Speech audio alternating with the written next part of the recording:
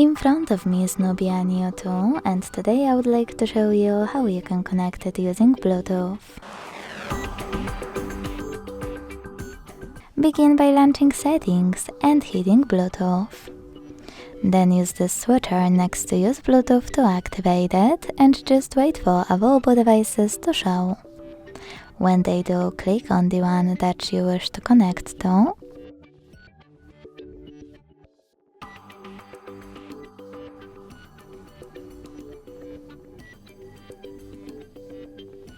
Select Pair in the pop-up and wait for the other device to accept your connection request. As you can see, after a couple of seconds, my devices were successfully connected. Thanks so much for watching. If you enjoyed this video, leave a like, comment and subscribe.